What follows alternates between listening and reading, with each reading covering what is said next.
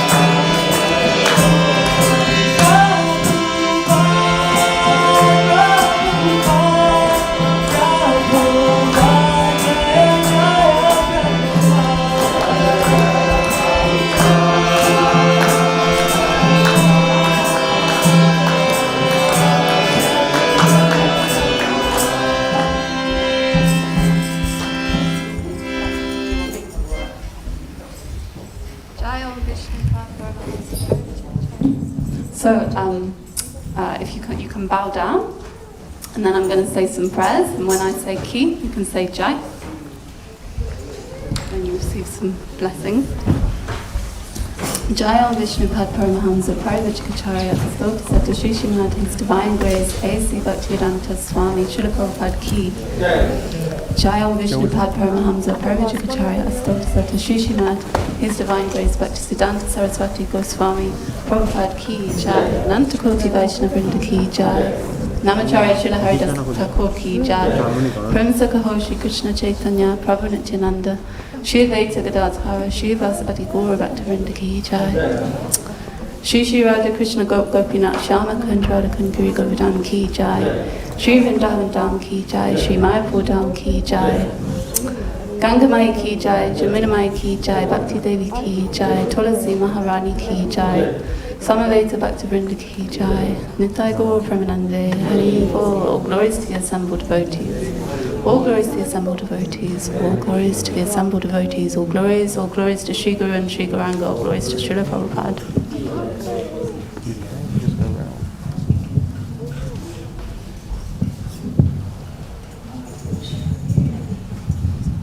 So now we'll sing the Srimati Prabhupada.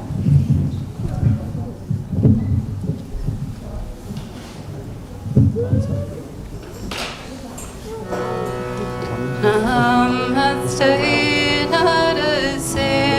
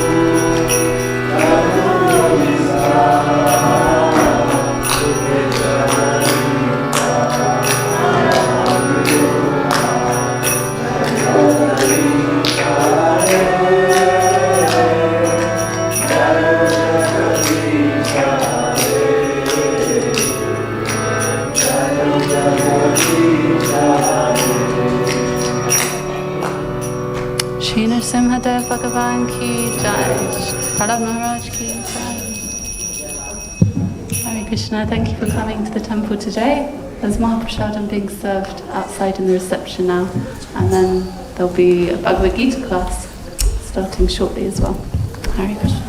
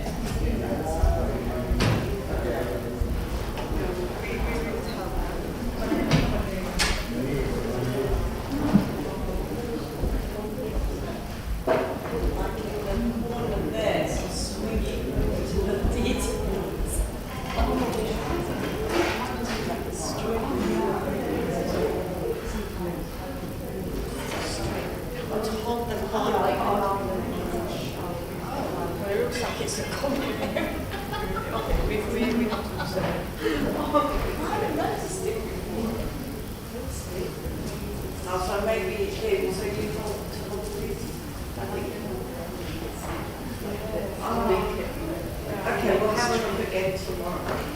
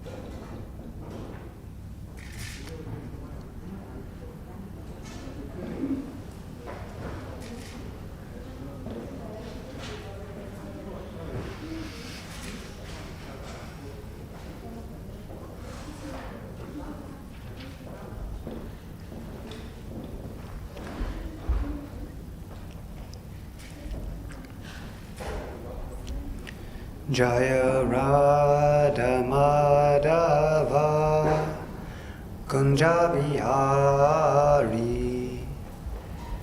Jaya Radha Madhava Jaya Kunja Bihari Jaya Gopi Jana Vallabha Girivaradari Jaya Gopi Jana Vallabha Girivaradari Yasodanandana Braja Janaranjana Yasodanandana Braja Janaranjana Yamuna Tira Vanachari Yamuna Tira Vanachari Jaya Radha Madhava Kunja Bihari Jaya Gopi Jana Vallabha Girivaradari Yasodanandana Braja Janaranjana Yamuna Tira Vanachari Hare Krishna Krishna Krishna Hare Hare Hare Rama Rama Rama Hare Hare Hare Krishna Krishna Krishna Hare Hare Hare Rama Rama Rama Hare Hare Hare Krishna Krishna Krishna Hare Hare Hare Rama Rama Rama Hare Hare.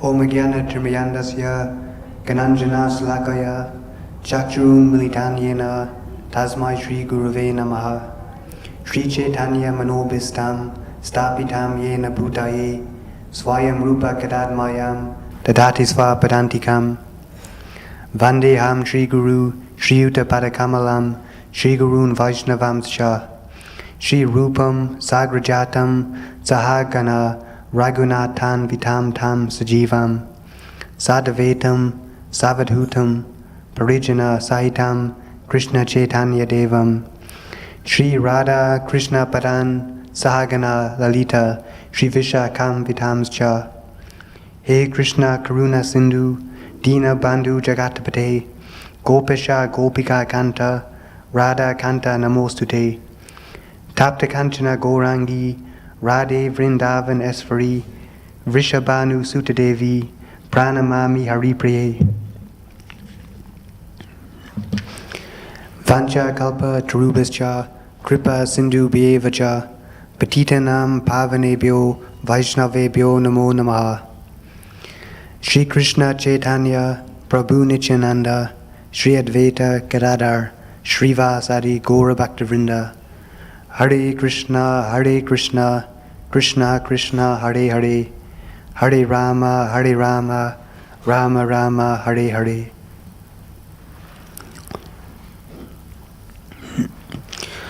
Om Namo Bhagavate Vasudevaya Om Namo Bhagavate Vasudevaya Om Namo Bhagavate Vasudevaya.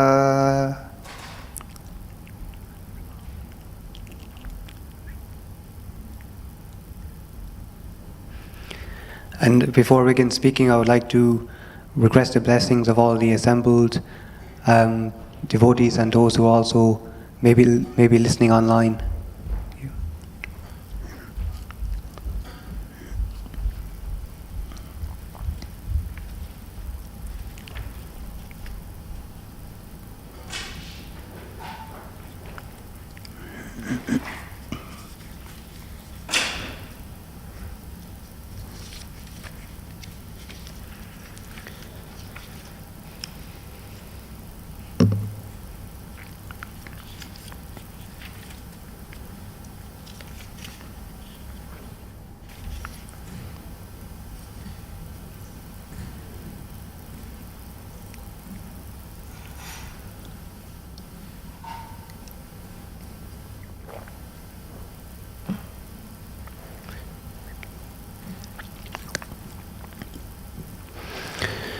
Today we're reading from chapter 8, text 12.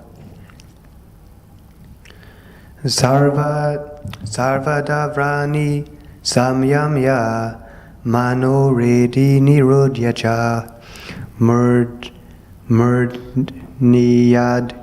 haya atmana pranam astita yogadharanam. Savadvarani samyamya mano redi nirodhyacha murdyadyayatmana pranam astito yogadharanam. Savadavrani samyamya mano redi nirodhyacha murdyadyayatmana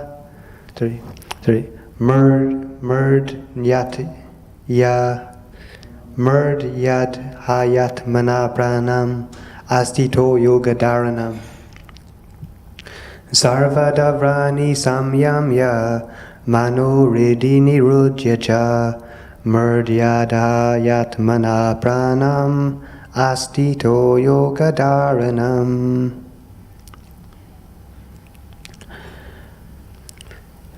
And the translation and purport by His Divine Grace, A.C. Bhaktivedanta Swami Srila Prabhupada. The yogic situation is that of detachment from all sensual engagements, closing all the doors of the senses and fixing the mind on the heart and the life air at the top of the head.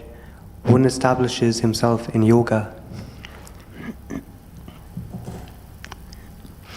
So, the yogic situation is that of detachment from all sensual engagements, closing all the doors of the senses and fixing the mind on the heart and the life air at the top of the head. One establishes himself in yoga. And purport.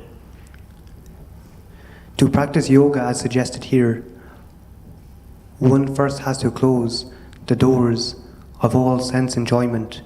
This practice is called Pratyahara, or withdrawing the senses from the sense objects. The sense organs for acquiring knowledge, the eyes, ears, nose, tongue, and touch, should be fully controlled and should not be allowed to engage in self-gratification. In this way, the mind focuses on the supersoul in the heart, and the life force is raised to the top of the head. In the 6th chapter, this process is described in detail, but as mentioned before, this practice is not practical in this age. The best process is Krishna Consciousness. If one is always able to fix his mind on Krishna in devotional service, it is very easy for him to remain in undisturbed transcendental trance or in samadhi.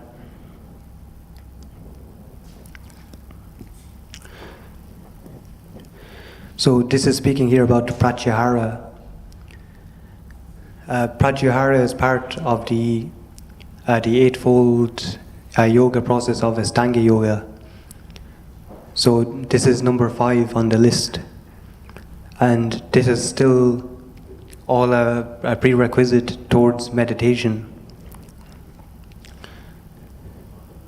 So I myself, I used to practice something similar to this, and was actually trying to be what the goal is here is to actually to bring the energy, the life energy, all away from the senses, so that one can remain tranquil in terms of their mind, and become to a place where they can actually meditate. So this is the path which isn't actually recommended in this day and age. It was of a practice in different times, in a different age. But as it's mentioned in the Bhagavad Gita, that it's more difficult for to be actually practiced in this age, especially of Kali Yuga. So in Kali Yuga, life is very different, as is described from other ages. So in other ages, life was a much longer duration, and that's in terms of the living entities, that they had a much more milder situation in comparison to the general struggles which are considered in terms of Kali Yuga. And for them, they were much more better equipped to focus and to actually perform all of these kind of processes. But that being said, it's also mentioned that for certain people, they can actually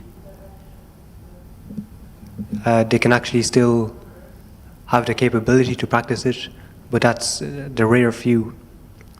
So in Kali Yuga, most people, they won't have the attention span to actually partake in this sort of a process. It requires a lot of self-discipline, it requires a lot of focus and attention, and a lot of time as well. So in Kali Yuga, living entities are constantly being bombarded from all different kind of distractions and situations. As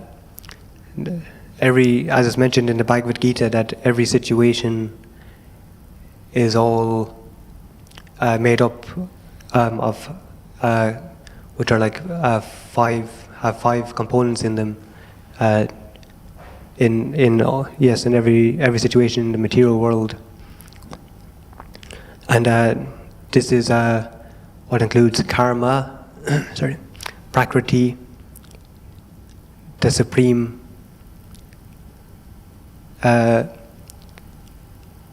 time as well, and time is the actual what will cause the whole world to actually become degraded as time goes on. And time is what's known as the destroyer of the worlds. And also the Lord is present as the super soul, and of course the living entity. So in every actual situation, it will have all these factors. And also it's the prakriti, which is the energy of the Supreme Lord. So, as we can see in any situation, the living entity, he has a certain agenda, and this agenda is based on his what he actually desires, and what is actually the reciprocation from his heart. So in terms of the karma is the action which is based on the desire, and the whole material world is what's described as Krishna's external energy, and this is the Prakriti. And then also in terms of the heart, which is inside the heart is the Supreme Lord, who is the Super Soul. And this is all, of course, taken place under time. And everything in this material world, every action will take under has these criteria to be fulfilled and to take place. So in the material world, due to karmic situations and the whole circumstance of this world, it's a much tougher place, and there's it's a place of constant hypocrisy and quarrel. So it says, Srila Prabhupada says in his purport to the Bhagavad Gita, chapter 2, text 59, the process of restriction from sense enjoyment by rules and regulations is something like restricting a diseased person from certain types of eatables. The patient, however, neither likes such restrictions nor loses his taste for eatables. Similarly, sense restriction by some spiritual process, like Astanga Yoga, in the matter of yama, niyama, asana, pranayama, pratyahara, dharana, dhyana, etc., is recommended for less intelligent persons who have no better knowledge. And this is in the purport to the Gita, chapter 2, text 59, as I mentioned. So the reason why it's recommended for less intelligent persons who have no better knowledge is because, as we can see, most of these yama, niyama, asana, pranayama, pratyahara, they're all prerequisites to actually come to the stage of meditation. And the object of that meditation is the Supreme.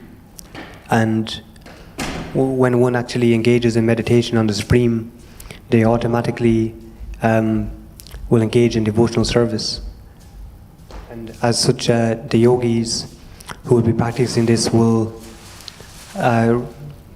contact the Super Soul and meditate on the Super Soul in the heart, who is Vishnu in the heart, and is also as mentioned as Lord Narayan.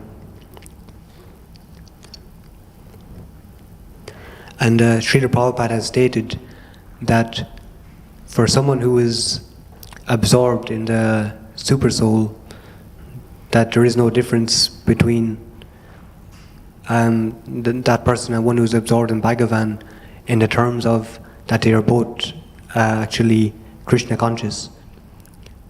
So therefore, the goal is very much what everyone is trying to actually acquire, but the process, according to time, place, circumstance,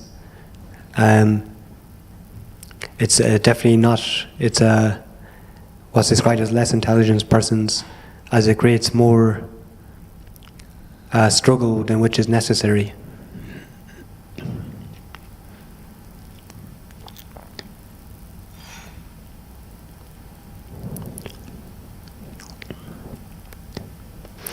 After explaining the above principles of liberation in the Supreme, the Lord gives instruction to Arjuna as to how one can come to that position by the practice of the mysticism or yoga known as Astanga Yoga.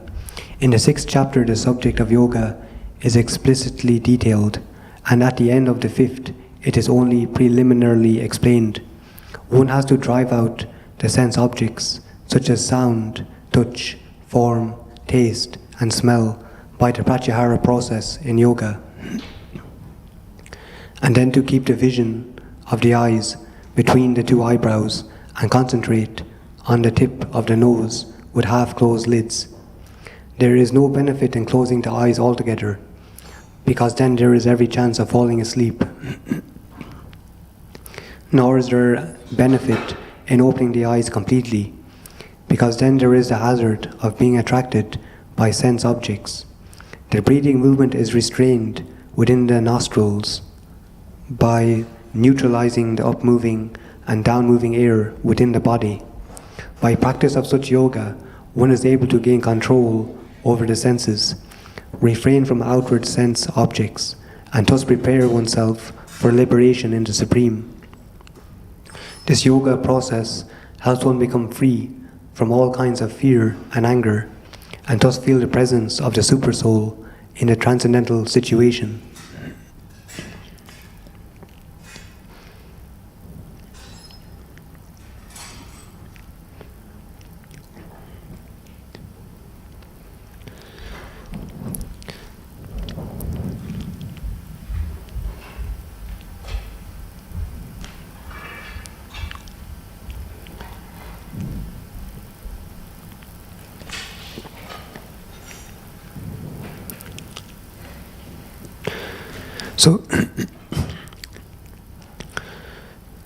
So the realization of the personal form of the Lord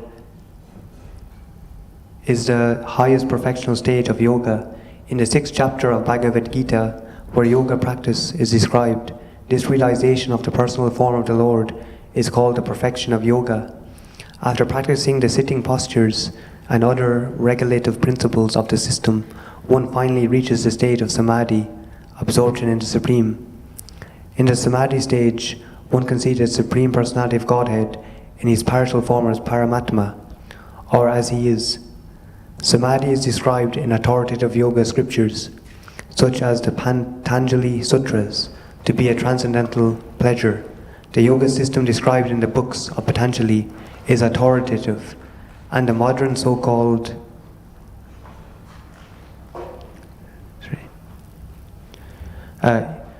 yogis who have manufactured their own ways, not consulting the authorities, are simply ludicrous.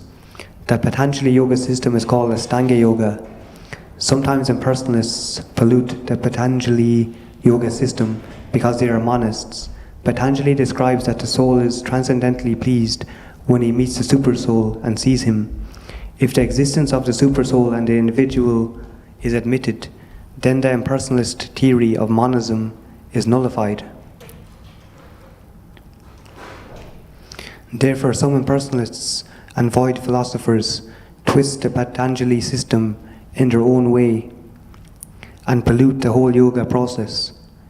If through the yoga system one wants to attain the stage of seeing the Supreme Personality of Godhead face to face, but is attracted instead to attainment of some material power, then he is deterred from proceeding further.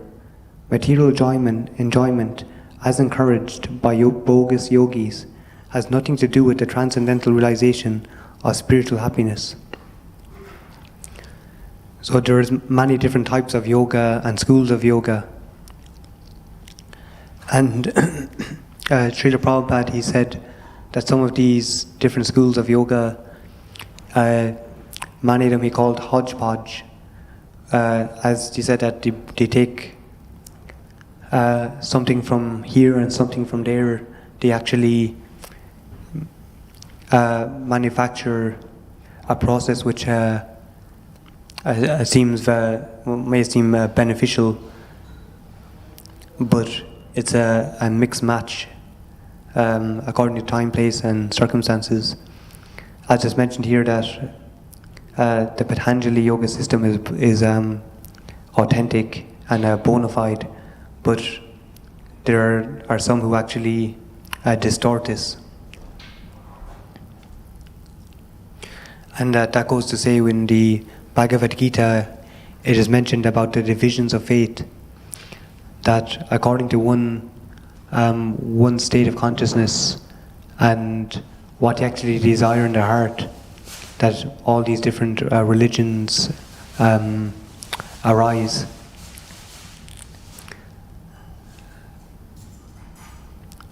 So we can see that, of course, that there also is, for those who are seeking after the absolute truth,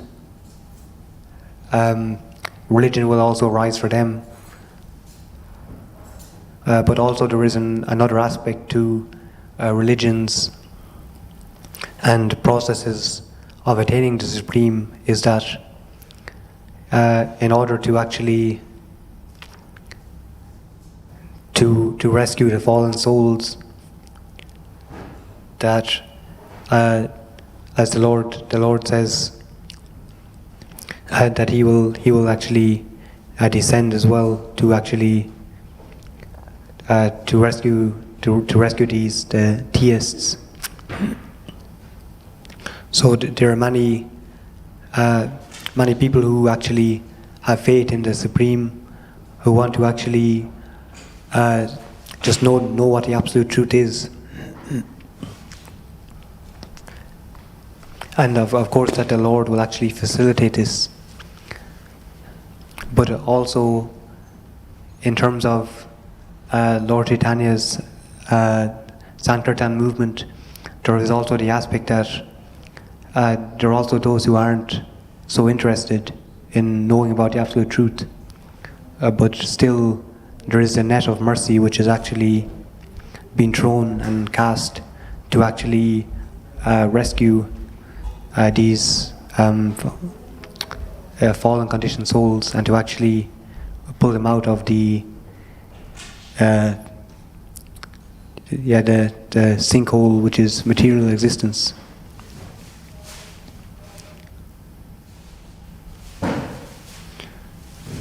And Srila Prabhupada, he said in a lecture here in London in July 16th, 1972, or even if you do not understand the philosophy, even you do not read the books, simply if you take part in these three things, chanting, dancing, and taking part in eating the prasadam, your life will gradually progress in spiritual advancement of life. And if you continue this, then some day will come, even in this life it may come, that you will understand what is Krishna. As soon as you understand Krishna, then after leaving this body, you go back home. You go back to home, back to Godhead directly.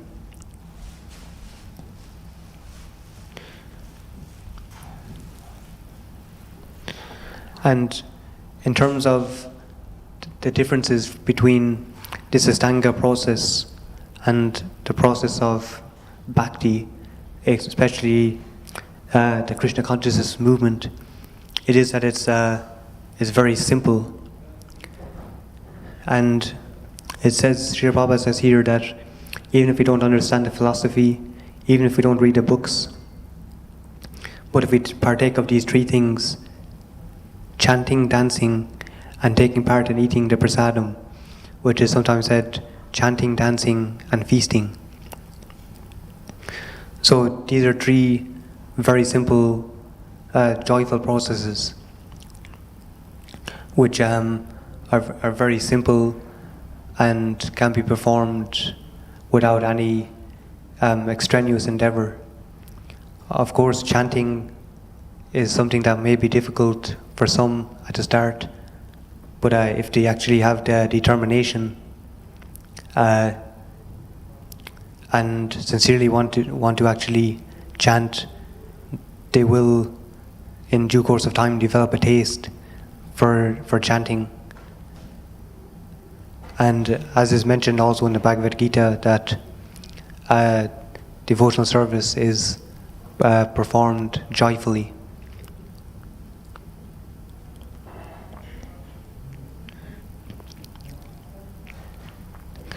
So it says in the Bhakti Rasamrita Sindhu 1.1.12, and this verse is actually taken from the Narada Pancharatra. So it says, Sarvopadi vinir muktam tatparat vena nirmalam rishikena rishikesha sevanam bhaktir uchyate. Bhakti, or devotional service, means engaging all our senses in the service of the Lord, the Supreme Personality of Godhead, the Master of all the senses. When the spirit soul renders service unto the Supreme, there are two side effects. One is freed from all material designations, and one's senses are purified simply by being employed in the service of the Lord.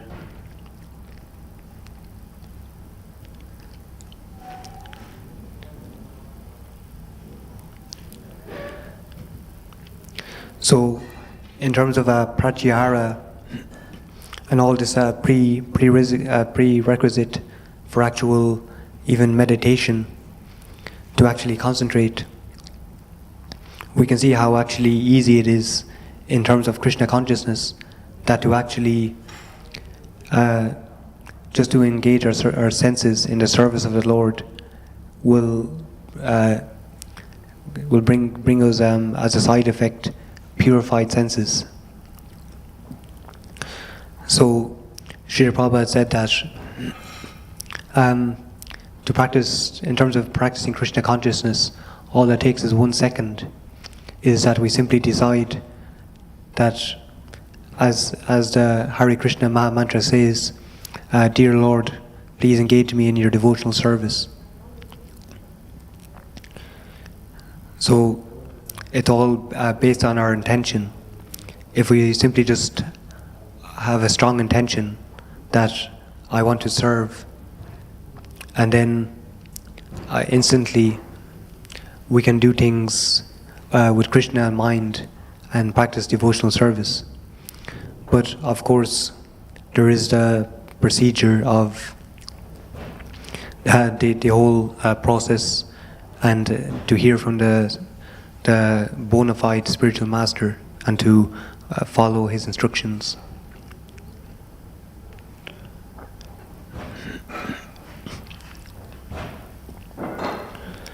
So it's said in the Srimad Bhagavatam 9.4.18, and this is an example of this, which is quoted many times by Srila Prabhupada. And it says, Maharaj Ambaris always engaged his mind in meditating upon the lotus feet of Krishna, his words in describing the glories of the Lord, his hands in cleansing the Lord's temple, and his ears in hearing the words spoken by Krishna or about Krishna. He engaged his eyes in seeing the deity of Krishna, Krishna's temples and Krishna's places like Mathura and Vrindavan. He engaged his sense of touch in touching the bodies of the Lord's devotees. He engaged his sense of smell in smelling the fragrance of tulsi offered to the Lord.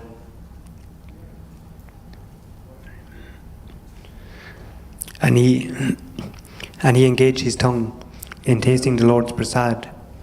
He engaged his legs in walking to the holy places and temples of the Lord, his head in bowing down before the Lord, and all his desires in serving the Lord 24 hours a day. Indeed, Maharaj Ambaris never desired anything for his own sense gratification. He engaged all his senses in devotional service, in various engagements related to the Lord. This is the way to increase attachment for the Lord and be completely free from all material desires.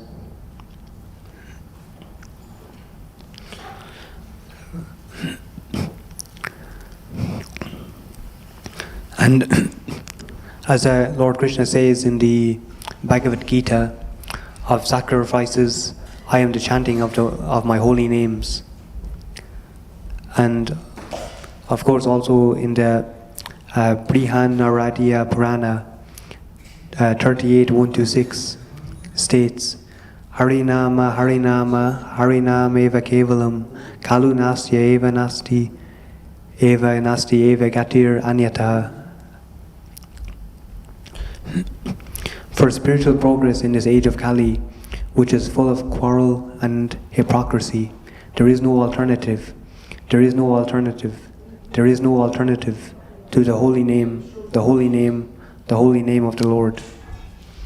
So this is a very strong statement from the Shastra in terms of this Kali Yuga, which is placing emphasis. But we know that in terms of the holy name of the Lord, if one actually chants the holy name of the Lord and the Maha Mantra, the meaning is to be engaged in devotional service. So this means that there is no other way than devotional service. But the emphasis is also clearly stated, because we know for the general mass of people, the process of Astanga Yoga is, for most people, it's almost impossible and not practical to actually maintain a balanced life and to actually delve deep in meditation through this process.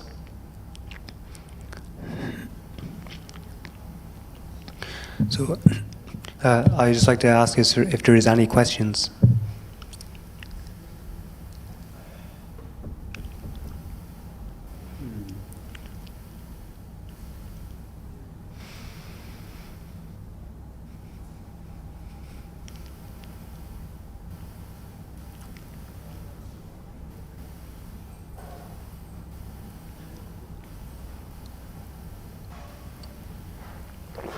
So the secret would be to understand Krishna in tattva, that we can surrender.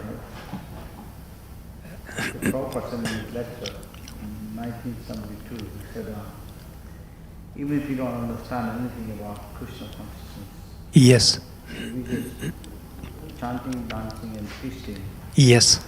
at some point you come to realize who Krishna is. Yes. Yeah.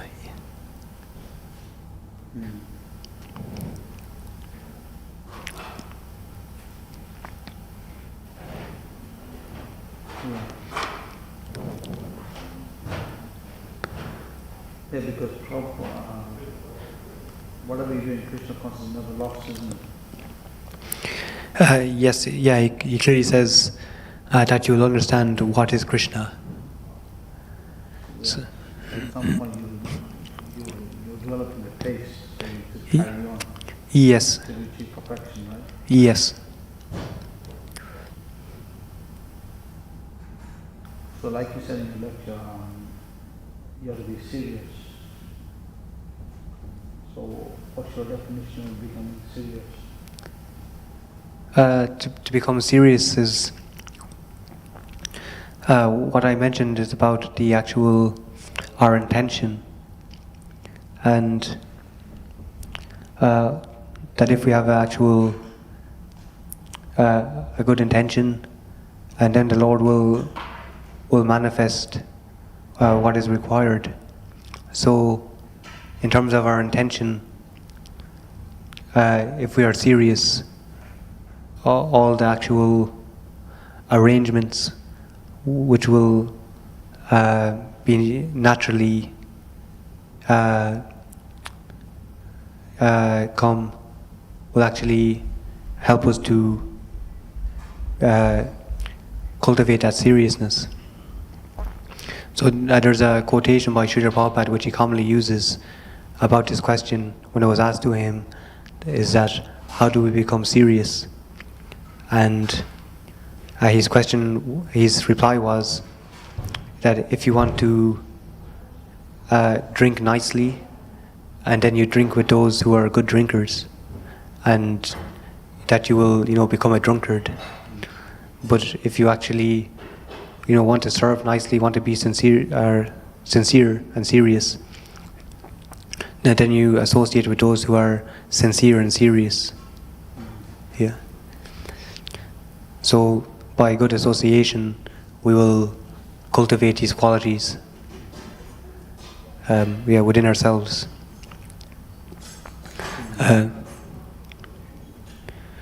So it's mentioned also. Sorry. in the Nectar of Instruction, in the 3rd verse. There are 6 principles favorable to the execution of pure devotional service. 1. Being enthusiastic. 2. Endeavoring with confidence. 3. Being patient. 4. Acting according to the regulative principles, such as Shravanam, Kirtanam, and Vishnu Smaranam, hearing, chanting, and remembering Krishna. And 5. Abandoning the association of non-devotees.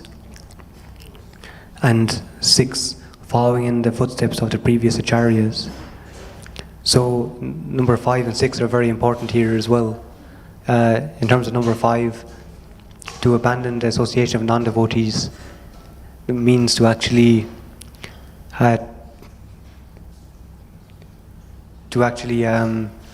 abstain from actual negative influences, and to cultivate our own devotional tendencies with like-minded people. And also in number 6 it says to follow in the footsteps of the previous acharyas, that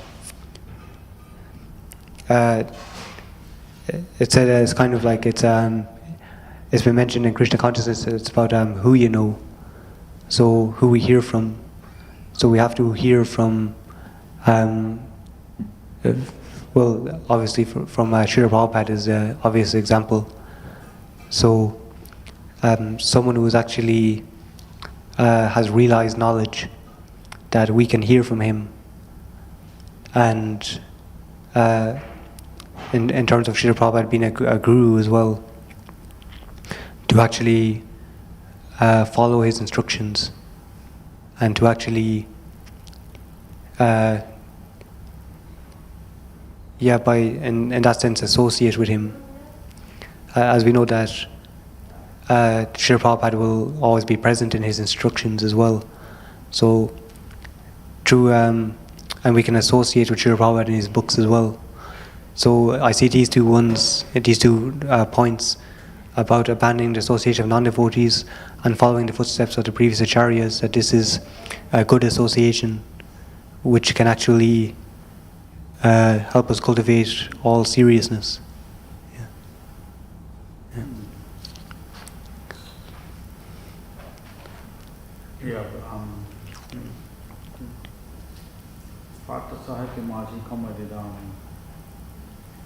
People are heroes in the mature world, but the heroes, they have fallible. Yes. But we are our heroes, the acharyas. Yes. We follow their teachings. Yes. And success is there. Yes. Yes, as you say sometimes as well, it's like simple for the simple and complicated for the complicated. Yeah. Yes. Thank you, Boo. I wonder if there's any more questions. That's okay. Thank you. Bhagavad Gita ki, Srila Prabhupada ki, and all assembled devotees ki. Joy. Thank you, Boo.